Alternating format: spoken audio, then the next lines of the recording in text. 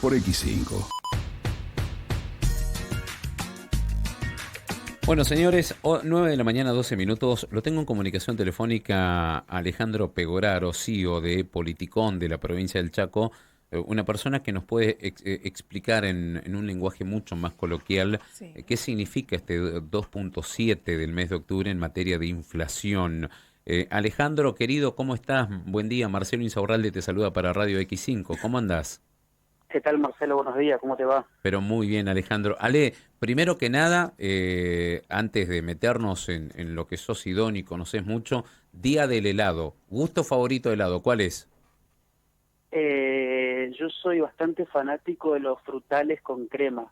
Frutilla a la crema, cereza a la crema, Ah, vos te demás. vas por ese lado, por el Yo helado. así, acá, cada tanto algún flan sabor así, con algo de chocolate y demás, pero los frutales son un poco mi preferencia. Clásico, digamos, Alejandro. Sí, bastante clásico, bastante clásico. No me inclino hacia esos sabores que son un poco más elaborados. Mi paladar está más acostumbrado Mm. quizás a lo más sencillo. Alejandro, 2.7 de inflación. Eh, Vos tenés una capacidad, las veces que hemos charlado con vos, tenés una capacidad de explicación tan sencilla que nos ayuda a entender a todos que no manejamos la economía de manera técnica. ¿Es bueno este número para la Argentina, para el Chaco? Bueno, es bueno si partimos de la base de dónde venimos, ¿no? Recordemos que tanto sobre mediados del 2022, durante todo el 2023, sobre todo a principios de este año, la inflación estaba mostrando niveles de aceleración bastante importantes y el dato que conocimos ayer, que corresponde a octubre, es la suba, es decir, la inflación mensual más baja de los últimos 3 años. Desde ese punto de vista, considerando justamente el de dónde venimos, el dato es muy positivo porque ratifica este sendero de desaceleración en la suba de precios y en este sentido hay que ser muy claro porque a veces la gente suele confundir. No es que cuando decimos que la inflación baja significa que bajan los precios, no significa eso. Significa que los precios siguen aumentando pero a una velocidad mucho menor que antes, ¿no? Ujú. Así como en enero los precios aumentaban un 21% mensualmente, en el mes de octubre los precios aumentan a el 2,7%, por lo que ese es el dato relevante, ¿no? Que desacelera muy fuerte en relación con por lo menos los últimos 3 años. Ahora, si uno lo pone a este dato en un escenario un poco más amplio, ni siquiera digo en todo el mundo, sino incluso en países de la región, Paraguay, Uruguay, Brasil, Chile, bueno, sigue siendo un número que es muy alto para cualquier economía del mundo. Pensemos que, por ejemplo, a ver, Paraguay tiene una inflación del 3%, 4% anual, Claro. y nosotros tenemos ese nivel de inflación mensual. Pero es importante el dato, como te decía antes, porque bueno, partimos de una base que era muy alta y este camino de desinflación, como se le dice, bueno, nos permite acercarnos cada vez más a este objetivo que tiene el Estado Nacional de poder terminar con el problema inflacionario y que en el mediano plazo pueda tender a un número mucho más bajo y mucho más en línea con lo que pasa en el mundo. Si tuvieras que hacer una división, ¿en dónde estuvo la clave para que la inflación sea del 2.7%? Bueno, en términos generales, los precios tienen un montón de formas de clasificación, ¿no? Hay clasificación por divisiones, es decir, por ejemplo, por lo que es alimentos, lo que es comunicación y demás, y después tenés otra que también es muy importante, que tiene que ver con la división entre bienes y servicios. Sí. Particularmente en el mes de octubre, como también se viene dando en los últimos por lo menos 6 meses, la clave para que el número sea bajo está en los bienes y no tanto en los servicios que crecen a un ritmo un poco mayor. ¿Por qué?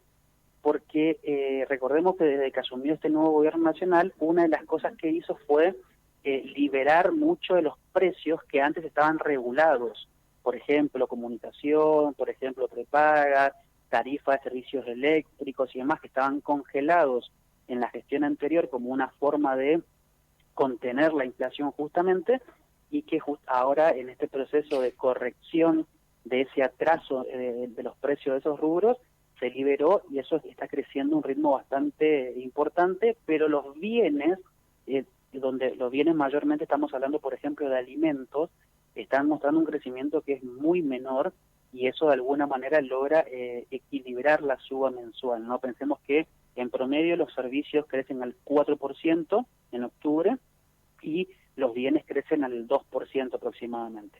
Entonces, la clave está justamente en que todos los precios que tienen una regulación estatal, como el combustible, como la vivienda, los servicios públicos y demás, eso está mostrando un crecimiento que es un poco superior a la inflación general, pero que está contenido de alguna manera por todos los precios que no están regulados y que de alguna manera se mueven bajo esta denominación, ¿no?, de la libre oferta y demanda del mercado, que están mostrando un incremento de precio bastante más chico y que eso es lo que el gobierno está apuntando, a que la inflación natural de la Argentina, que no esté impactada justamente por regulaciones o por factores estacionales, tienda a un número como el que conocimos ayer, entre el 2 y 3% para lograr equilibrar la situación inflacionaria. Entonces la clave está en eso. Una vez que el gobierno termine con esta corrección de los precios regulados que estaban atrasados, ahí puede ser que converja todos los bienes y todos los servicios ya a un nivel cercano al 2% aproximadamente, y ahí podríamos llegar a un punto de equilibrio y a una situación inflacionaria que esté desde el punto de vista político por lo menos solucionada, ¿no? Y a partir de ahí, bueno, que tenga una evolución que siempre esté en línea en esos valores. Te voy a poner en un compromiso, Alejandro, aprovechando tu generosidad de explicarnos estas cuestiones. Porque solemos hablar mucho con los oyentes y se habla mucho de la liberación del cepo. Pusieron que si llegaba al 2,5% se libera el cepo. Después dije, ahora Milei dice no, si tenemos 3 meses de 2,5% de medición de index de inflación, recién ahí se puede liberar el cepo. La pregunta más sencilla, o para que entendamos todos, ¿qué es el cepo y cómo nos afecta ese cepo del que habla el gobierno nacional, de liberación o no? Bueno, el cepo principalmente es el obstáculo para que todos los individuos o las sociedades de la Argentina puedan operar libremente en el mercado de dólares oficiales. Sí. Y eso lo que genera justamente es que existan muchos mercados de dólares alternativos, el dólar blue, el dólar bolsa, el dólar costado con liquidación, que se maneja en la bolsa y demás.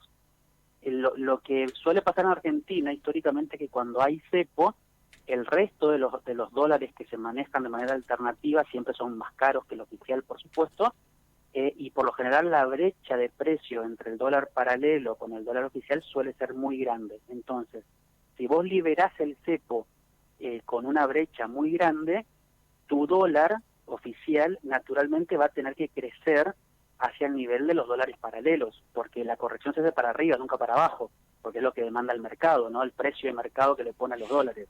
Uh-huh. Eso es lo que pasó, por ejemplo, en el 2016, cuando asumió Macri, que terminó con el cepo de manera bastante rápida, y eso hizo que el dólar crezca mucho de un día para el otro, ¿no? O de un mes para el otro.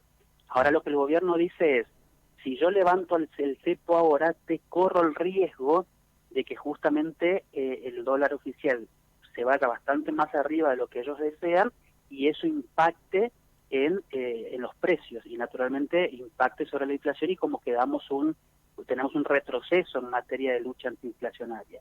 ¿Qué es lo que dice Milei respecto a este 2% y por qué esta postura del gobierno en ese valor?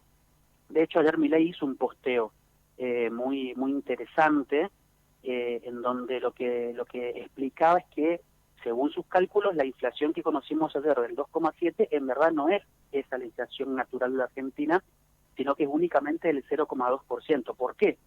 Porque recordemos que el Banco Central tiene una política de devaluación prefijada del tipo de cambio oficial. ¿Qué significa esto? Que el dólar oficial que maneja el Banco Central todos los meses crece al 2%. Sí. Eso ya está prefijado.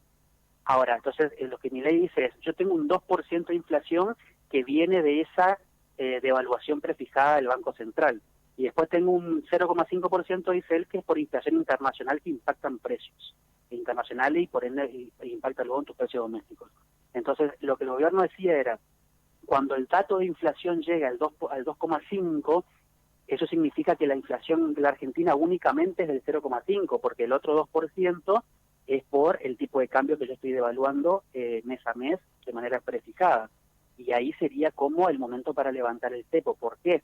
Porque cuando vos llegues a ese nivel, los dólares alternativos, los dólares paralelos, tendrían un nivel de brecha muy chiquitito y evitarías el salto cambiario que te genera una salida del cepo. De hecho, ahora la brecha entre el dólar, por ejemplo, el MEP o el dólar cotado con liquidación o incluso por el dólar blue respecto al tipo de cambio oficial está en niveles bastante chicos y estarías vos en condiciones de levantar el cepo, pero corres el riesgo de que justamente al levantarlo haya mucha gente, muchas empresas, personas que se vuelquen a comprar dólares oficiales, que eso te genere un salto en el tipo de cambio, porque obviamente a mayor demanda, mayor precio, Claro. y que eso impacte justamente en la inflación. Por eso, si Milei fue bastante enfático hace un par de meses atrás de que cuando lleguemos al 2 y pico de inflación mensual se puede levantar el cepo, hoy dicen, bueno, no, esperemos un poco, porque tiene que estabilizarse la inflación en los valores parecidos a los que conocimos ayer, 2,7, 2,5, 2%, porque eso significaría que la inflación natural del sistema de precios de Argentina ya está en un nivel muy, muy bajito y el resto de la suba, este 2% justamente que habla Milei, en verdad está asociado al tipo de cambio y no al sistema de precios argentino en sí.